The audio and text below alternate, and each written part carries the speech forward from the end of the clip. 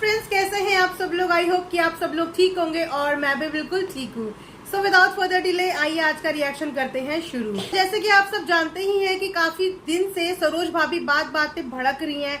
अब पता नहीं है उनके इनर फ्रस्ट्रेशन है या इरिटेशन है जो उनके नेचर में बार बार हमें देखने को मिलती है। आए दिन वो या तो किसी ना किसी को लताड़ती हुई नजर आती है या अपने आप ही फ्रस्ट्रेटेड नजर आती हैं। तो इसके बहुत सारे रीजंस हो सकते हैं। घर में जिस तरीके का माहौल उनका इस वक्त चल रहा है, बैक टू बैक कोई ना कोई परेशानी या प्रॉब्लम्स उनके पास आई जा रही हैं, उसकी वजह से वो आजकल बहुत ही गुस्से में नजर आती हैं। और आज भी कुछ ऐसा ही हुआ कि आज उनके बेटे के हो गया है एक्सीडेंट और उनकी वीडियो में आपने देखा भी होगा कि उसको काफी ज्यादा चोट आई है। लेकिन बच्चे हैं, गिरते भी हैं, चोट भी लगती है। लेकिन लेकिन लेकिन लेकिन हर बात पे गलती दूसरे की लगा देना, पता नहीं आजकल सरोज भाभी की ये कैसी आदत बन चुकी है। इनके साथ कोई भी ट्रेजेडी होती है या इनका कोई भी नुकसान होता है या इनके साथ कोई भी चीज गलत होती है, इन्होंने क्या करना है कि सीधा वो उठाना है और वो दूसरे के ऊपर डाल देना है, दूसरे के ऊपर फेंक देना है। हम आपकी परिस्थिति इस समय पे समझ सकते हैं कि आपके बच्चे को चोट लगी है तो माँ के दिल को भी उतनी ही चोट लगती है। बच्चे को दर्द में रोता हुआ कोई भी माँ नहीं देख सकती, माँ को तकलीफ होती है। लेकिन इसका मतलब बिल्कुल ये नहीं होता कि आप अपने बच्चे को समझाने की बजाय क्यों ये चीज हुई, कैसे चोट लगी, क्या हुई, वो कुछ भी आपने नहीं बताया। आप सिर्फ बच्चे को मरहम पट्टी करती हुई नजर आ रही हो। मरहम पट्टी भी क्या, आप डॉक्टर के पास भी नहीं ले गए हो।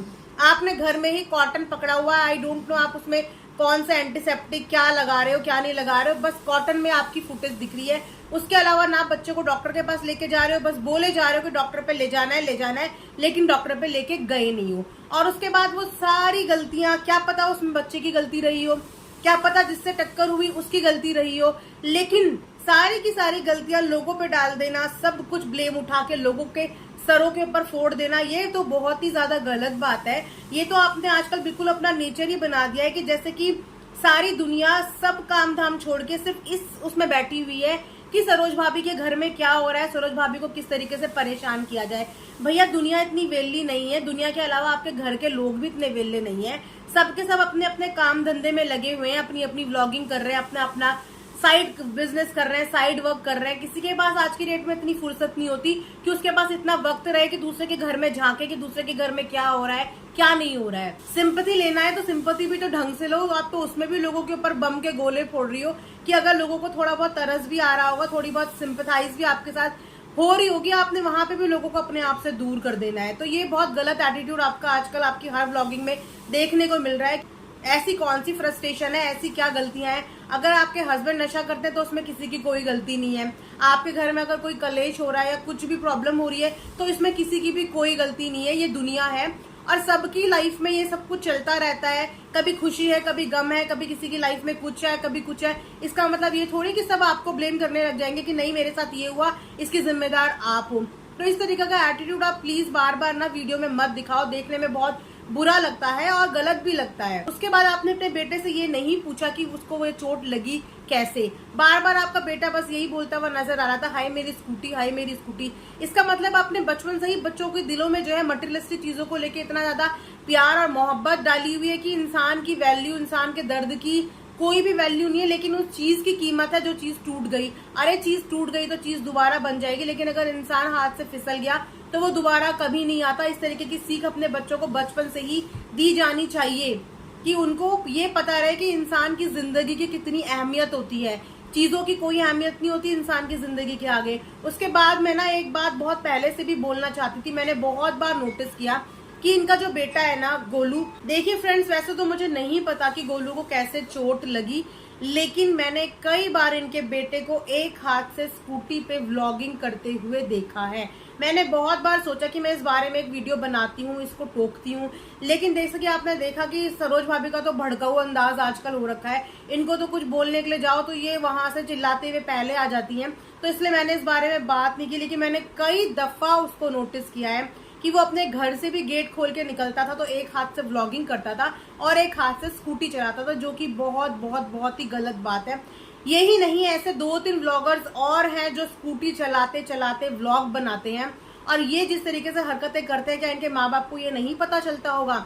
व्लॉग तो इनके माँ बाप भी देखते होंगे, घर के लोग भी देखते होंगे, तो क्या कभी भी इन्होंने अपने बच्चों को इस चीज के लिए टोका है, रोका है कि इस तरीके से व्लॉगिंग नहीं करनी चाहिए। अगर आपको व्लॉग बनाना भी है तो कहीं पे खड़े हो जाओ, खड़े होके व्लॉग शूट करो। लेकिन ये जो केयरलेसनेस होती है ना कहीं ये भी रीजन हो सकता है कि गोलू को चोट आई हो। लेकिन मैं सरोज भाभी को यही बोलना चाहूंगी और मैं उन सभी लोगों को यही बोलना चाहूंगी जो घर में व्लॉगिंग करते हैं, चाहे वो बड़े हैं, चाहे वो बूढ़े हैं, चाहे वो बच्चे हैं, कि ऐसी लापरवाही मत करो। वक्त कभी भी देख के नहीं आता कि किस पल क्या हो जाए, इसीलिए सतर्कता बरतनी चाहिए। आप रोड पे स्कूटी चला रहे हो, आए दिन आप लोगों को कितने सारे केस सुनने को मिलते हैं कि चलते चलते किसी को चोट लग गई, बिना कुछ गलती के चोट लगी। तो आप तो वहां पे इतनी बड़ी गलती कर रहे हो कि आप मोबाइल का कैमरा उठा के व्लॉग बनाते हो, वीडियो शूट करते हो चलती हुई स्कूटी से, चलती हुई गाड़ियों से, जो कि बहुत ज्यादा गलत है। अगर आप लोग वीडियो बनाते हो और सोशल प्लेटफॉर्म पे अपने आप को दिखाते हो तो आप लोगों को देख के छोटे बच्चे भी सीखते हैं, आपकी उम्र के बच्चे भी सीखते हैं और उनके अंदर भी कॉन्फिडेंस आता है कि अरे जब वो बंदा एक हाथ से कर सकता है तो मैं क्यों नहीं कर सकता या मैं क्यों नहीं कर सकती। तो इस तरीके की रॉन्ग इन्फ्लुएंसिंग को ना रोकना चाहिए। और आपको भी अपने इर्द गिर्द कोई भी ऐसे लोग दिखते हैं कभी भी जो एक हाथ से स्कूटी चला रहे हो, साइकिल चला रहे हो और दूसरे हाथ से वीडियो बना रहे हो, तो उनको उसी वक्त रोको। और घर के माँ बापों को ना अपने बच्चों को खिलाने पिलाने के अलावा ना उनकी हर एक्टिविटी में ध्यान देना चाहिए कि उनके बच्चे बाकी चीजें क्या कर रहे हैं। बाद में चोट पे रुई लगाने से, कॉटन लगाने से कुछ नहीं होता।